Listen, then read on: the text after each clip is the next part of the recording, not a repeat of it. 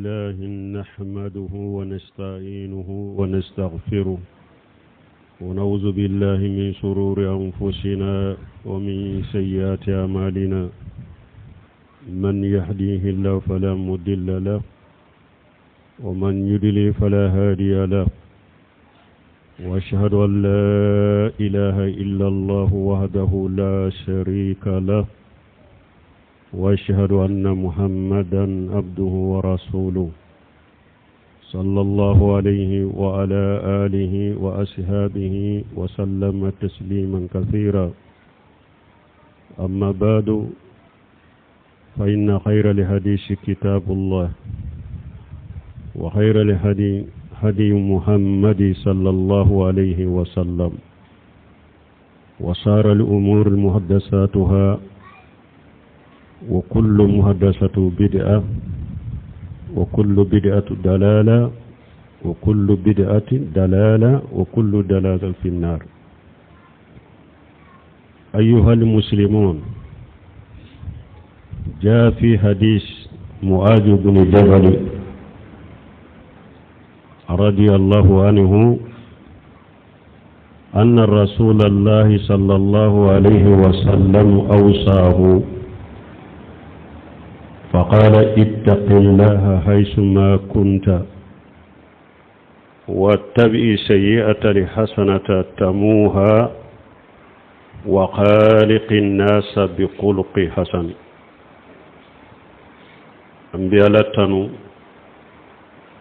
أنبا يا فنيني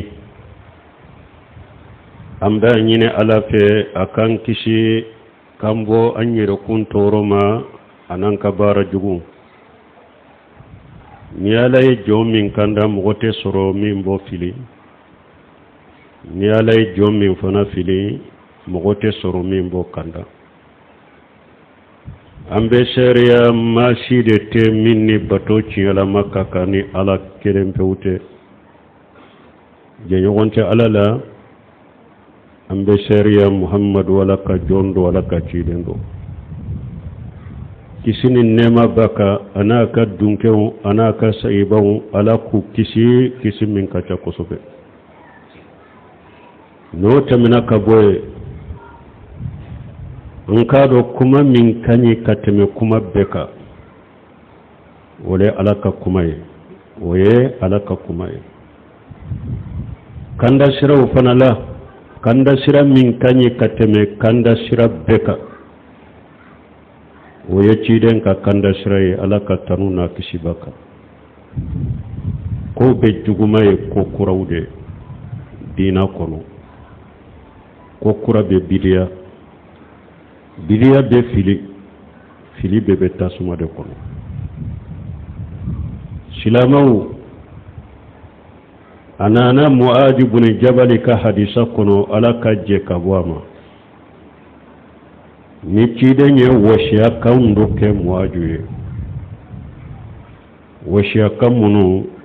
nu be ciden kan manton be ako Mu'adh ma ako sira alanye ibe yoro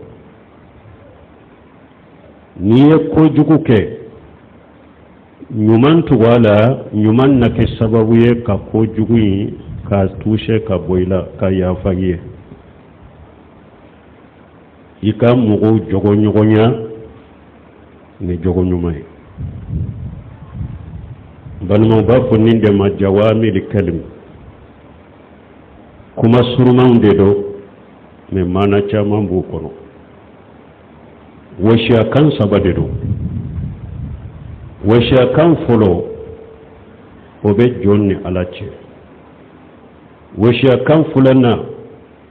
obi yere kunka washiya kan sabana obe ini alaka damfew ni alaka jow ni nyogonche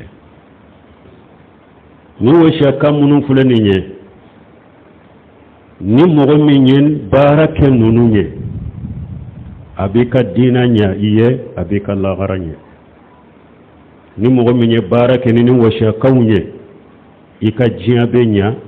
ibe kunna jia soro ika jia nyanama yala ibe kunna jia soro ika lagara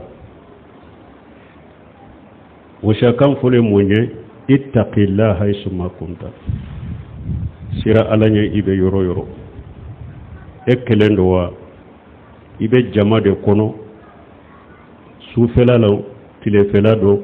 dibido yelendo wa kungo kono nado ibe tama kono ite tama law ibe yoro yoro sira alanya alanya siranye munye hada madenka tangana iko do ini alaka janga katache itikhajul wiqayatu bainahu wa baina iqabillah alanya siranya de hada madenka tangana do ini alaka janga katache wabeke chogodi bimitisali awamirihi wa istinabi nawahihi alay nyamar kamunun dima awajibulama ani munu nyepen kanu nenye ika uluke alayi pali ko munuma aharamula mana makarhuma ika betoy alanya siranya gorobali fuleninde ewa alanya siranya ode alaka washya kanye folo mogo ni laba mogo beye قال تعالى ولقد وصينا الذين أوتوا الكتاب من قبلكم وإياكم أن اتقوا الله ألاكم مسامين كرة لندو أقول ألا يوشا كانك أويه كونيا مريا أني مغمون نكتابو ديرا أما أويه أو بكسر لني أوني مغمون تمنا أويه أبكسر لني بل ما لا يسرنا بكسببه hada madeka jinya korofin ni koko korola ilade degun degu beka alanya sirnya beke sababu ka hada madembo degula alanya sirnya beke sababu ka hada maden garjaga yorola ayreta miri ka garjaga be bo yoromi qala taala wa man yattaqillaha yaj'al lahu makhraja wa yarzuquhu min haythu la yahtasib ala ko ni mo mi sirana alaye ika kola koko na korola ilade ala be boda kiye abi garjaga yorola ireta miri ika garjaga be bo yoromi alaye siranya beke sababu ye ka hada maden ka ko ki ka ko no ya ibolo wa man yattaqillaha yaj'al lahu min amrihi yusra ala ko ni mo mi sirana ne alaye ika ko mben no ya keye ikakula alaye siranya abeke sababu ye ka hada maden ka junubu yafa ka ke sababu ibe sarabasuru alafe qala taala ومن يتق الله يكفر عنه سيئاته ويؤجم له أجرا ala ko ni mo mi sirana alaye ne ala bi ka junubu yafa ye mbe sarabonya iye ibe sarabade soro ala fe balma ala yasranya abeke sababu jiya kan yana maya anyuma mafantiya ala boke hada madenye ewa ni mo kele sarana la yechogomi ni be jiya ewa nyana maya nyuma soro ani mafantiya jama kulubo chogola qala ta'ala walau anna ahla alqura amanu wattaqu لفتحنا عليهم بركات من السماء والأرض ولكن كذبوا فأغويناهم بما كانوا يكسبون ألاكو ندغو مغو نوتل مننني على ولو أن أهل القرى آمنوا واتقوا ألاكو ندغو مغو تل مننني عليه وسرنني عليه لفتحنا عليهم بركات من السماء والأرض سانكبا بركة نتم بعد يدويه duguma kolo barika ntumba da yeluwe ni duguma tolli man yara usirana ni alaye mbe sankaba barika da yele kana uma mbe duguma kolo da yele barika da yele kana uma me duguma uyenne alaka ayaw galon tigeya ne ala fana yumina nuka barawe yumina nuka bara juguye on balimaw wasiya kan folo fulenninde na fami be alinya saranya qur'ana kono akacha betese ka fo ni ye wasiya kan folo jo ini alache sira alanye nye washa kan fulay majuye washa kan fulanna ako wattabi'i shay'ata li hasanatan tamuha ni washa kan fulanna be eyereka eyere ni nyogonche ni washa kan bi yereka ni ye bara jugu ke nyuman tugala nyuman be ka sababu ye katani juguman wuye ala ko qur'ana kuno qala ta'ala wa qimi salata tarifay an-nahar wa julafa min al-layl inna li hasanati yujhibuna sayyi'ati jalika dhikra lijakirin ala ko salli jo tile kere fulayna sogoma farda salli ikalla gasara salli ka farda sallu toka ala ko ikoke niyoke inna li hasanati yujhibuna sayyi'ati ako bara nyumu beke sababu ye katarani ubetani ikabara jugu ye niye jugumanke nyuma beke sababu katani juguman ye farla salli duru salli lupo ola salli jitali obe ola nyuma bara nyuma be doron ni hada madem bake abeke sababu ye ki ika junubu misawu ya faka boyla bara nyuma doye munye ni kanka tugu bara jugula tubu ika tubi kata alama wallazina yajafalu fahisatan aw jalamu anfusahum zakarullah wastaghfaru li junubihim wa man yaghfiru dhunuba illa Allah wa lam yashiru ala ma falu wa hum ya'lamun ala yamghutanu aqulu yamghude ni ye bara jugu ke doro ube yu yere kuntonyo ube ni hakuli be jigi alala hakuli be jigi alaka sarala hakuli be jigi alaka janga katala ube ala ya fadeli kafo alaka ya fuma uka junubula jombe seka junubu ya fani alate umadume uka junubuka ube junubu mununke umadume uka uyere bado ko junubu do madumuka utubira kata alama ya ayyuhalladhina amanu tubu ila allahi tawbatan nasuha alakum mu'minu ayatubu kata alama kunan ja tubu wa qala ta'ala qul ya ibadiy alladhina asrafu ala anfusihim la taghnatu min rahmatillah inna allaha yaghfiru dhunuba jami'a alako chide mafunka jowunye akana jigitige ni alaka nemala alabe mugo munun dante mina wiyereka afunka jownye munun dante mina wiyereka ka junubu chamanke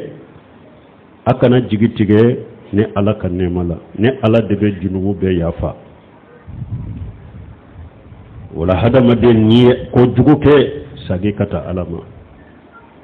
ngosi madafa wadi atwana na hadisa kono hidon kullu ibni adama na tago dola kullu bani adama qatta'u wa khairul qatta'ina tawwabuna kullu bani adama qatta'u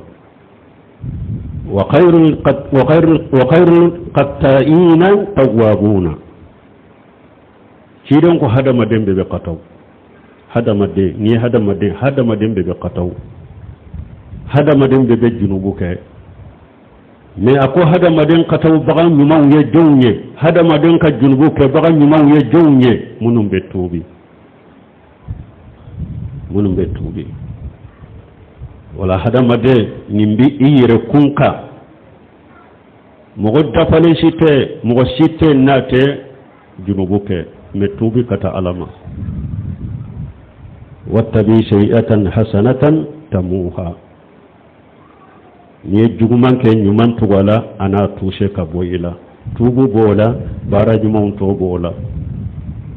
barakallahu li wa lakum fil qur'anil hakim wa nafani wa iyyakum bima fihi min al dhikril hakim aqulu qawli hadha wastaghfirullaha li wa lakum wa lisa'iri muslimin min kulli dhanbi wastaghfiruhu innahu huwal ghafurur rahim.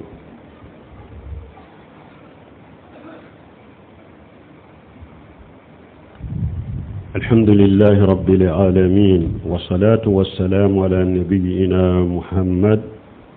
وعلى آله وأصحابه وسلم تسليما كثيرا. أما بعد، وخالق الناس بخلق حسن. وشاكان سبنا تيدن كوي كام مغو جوغو نغونا ني جوغو نماي. قال عبد الله بن مبارك في التفسير، قال عبد الله بن مبارك رحمه الله في تفسير حسن الخلق هو طلاقة الوجه وبذل المعروف وكف الأذى. بل ما جوغو نما كتا ألك جوما كتا دمفوما عبد الله بن مبارك كو تماما تنبي جوغو نما توسيرانيا كاكورو فوني أكو هو طلاقة الوجه أكو جوغو نما جمعي إكي إنيدا فوني مغوية كان نيسونجيا مغو كورو إنيدا فوني ننكسرو مغو كورو إكان نيسونجيا مغو كورو. jogo nyumante hada made bara enya sisile enya kumune mogo koro jogo nyumanto yede inye da funi mogo ye inye kana sisi mogo koro ikani tok inye kumu mogo koro ni mogo ye eye doro abe sira inye ako jogo nyuma to yede ako jogo nyuma yede inye da funi mogo ye ni sonjia kata mogo ma wa bajulul ma'ruf ako fulana ika fonan shirake mugoye ke mugoye ni tege fonileno ke mugoye ni ye fonan shiriye ke mugoye ni be nyumanke mugoye badulul ma'ruf ika nyumanke mugoye ako sabana wa kaful aja ika tora mina kabo joma ika tora mina kabo mugoma wada to chide nyire ko ako ali muslimu من سلم المسلمون من لسانه ويده والمهاجر من هاجر ما نهى عنه.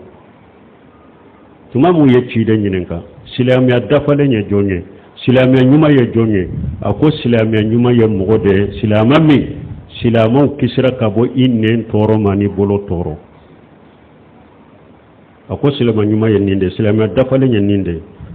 سلام مني سلامو تو كسرى كابو إنين تورو ما yukisra kabo ibolo toroma itoro tese silama mani nenye itoro tese silama mani boloye akoni nde silama nyumai awa ko muhajiri ya jonye ako muhajiri yede mugo minye bara jugu ye katoye muhajiri yere dafale yede mugo minye bara jugu ye katoye ala yibali minna ya ye katoye muhajiri yere dafale ninde. وقال صلى الله عليه وسلم إن من أقربكم إلي إن من أحبكم إلي وأقربكم مني مجلس يوم القيامة أحسنكم أخلاقا. شيدنكو أولى نكم من تو سلامو مغمنون كدين شيدني أولى anin mogo munun ka sigiyoro ka gerenne ma arjanna kono yomal kama do awla aka jogo nyumantigiw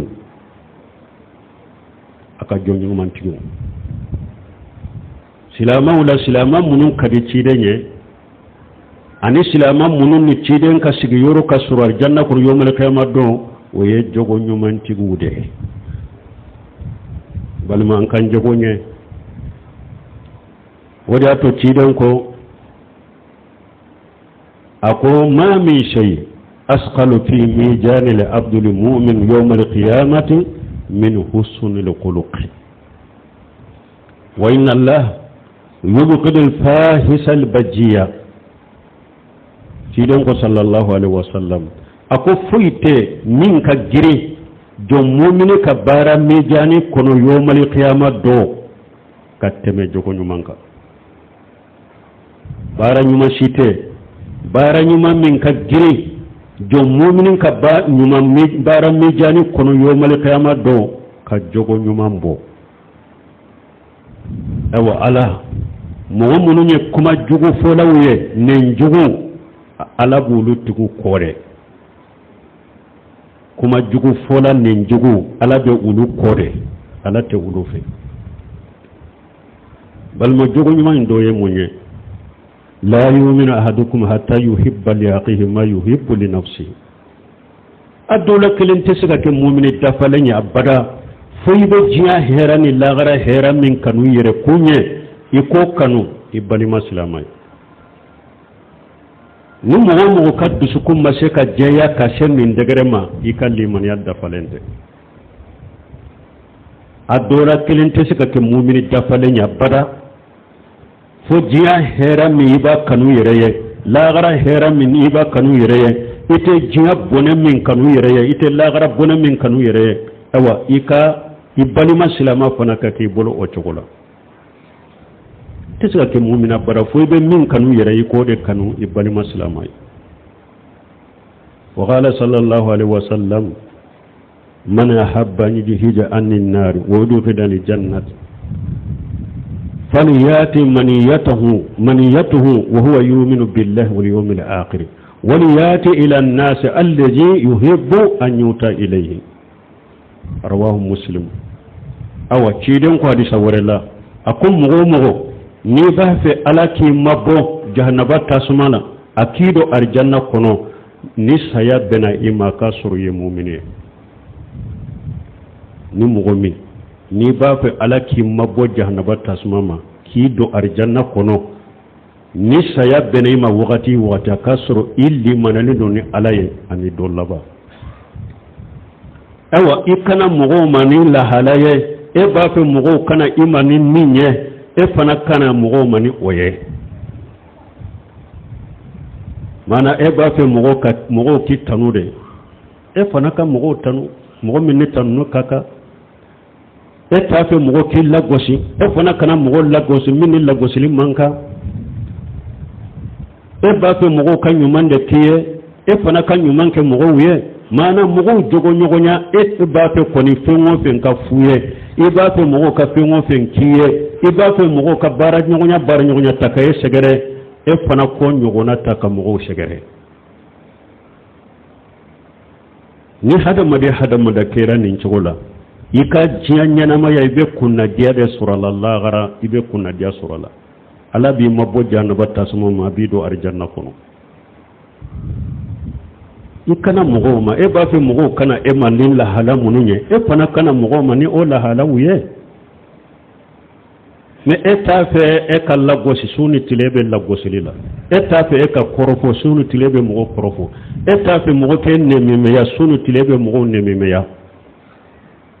eta fe mugo ka kojugu ke ela suni tile ebe kojugu ke mugo la ninte jogo nyumaye iba fe mugo kana ima chogomi ni la halami nye e fana kana mugo mani o la halaye awan bani man silama chaman be mimba ani alache abo kede chaman be sallim ube su ubu ka farda hiju ke ni sebu yobu ka limuraw ke ube bange bagabato ke balimo me ibasoro jogo fanfela ani alaka jowni nyonke jogo fanfela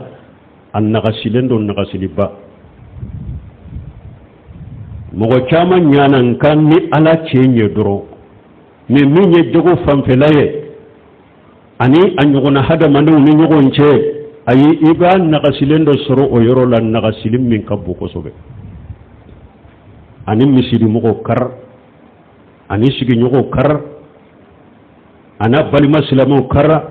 ana nyogona doni ke bago nyogon che karra itese kam maga yoro sila ko akanyi o yoro la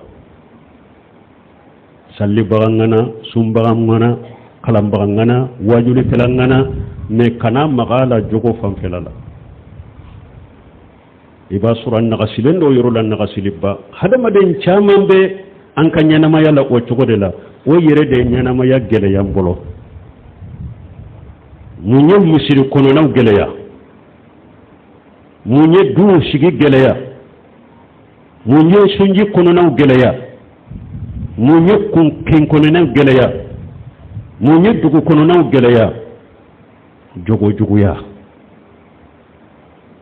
jogo nyuma ya min kanka soro hada madum bolo jogo nyuma ya min kanka sorambolo kanka nyogon segere naye wode mankara wode misiri kono na nyagambi ku kekele ani datige wode du kono na nyagambi ku ke kele ani datige wode wa shi ki nyogone nyagambi ku ke kele ani datige wode dugu nyagambi ku ke kele ani datige foyti ni jogo fam felate jogo nyuma yey maseka dafa chamana de donc ambe ala deli shiden ka washa kan saba min fulen ni kuma surmaunde do me umana kaddu de u koro kaddu ko sobe an kan janto ni washa kan sabala anni ala ce an kanye anyire kunka min banyire kunka an kanyire kuloshi anni ala ka joni danfe unce balimo an kan jogo nyede jogo nyuman de be muslima chama manke an kan nyana mayin kununana ambe ala dele ala kan jogo nye ambe ala dele ni washa kan saba min fulani nye ka barake na ala ko no yanye ala ka jamana yisuma ala ka fitina bo jamana yin kono ala ka jamana yin tanga ربنا آتينا في الدنيا حسنة وفي الآخرة حسنة وقنا عذاب النار ربنا لا تزغ قلوبنا بعد إذ هديتنا وهب لنا من لدنك رحمة إنك أنت الوهاب اللهم اجعل الإسلام والمسلمين وأذل الشرك والمشركين ودمر أعداءك أعداء الدين برحمتك يا أرحم الراحمين وآخر دعوانا الحمد لله رب العالمين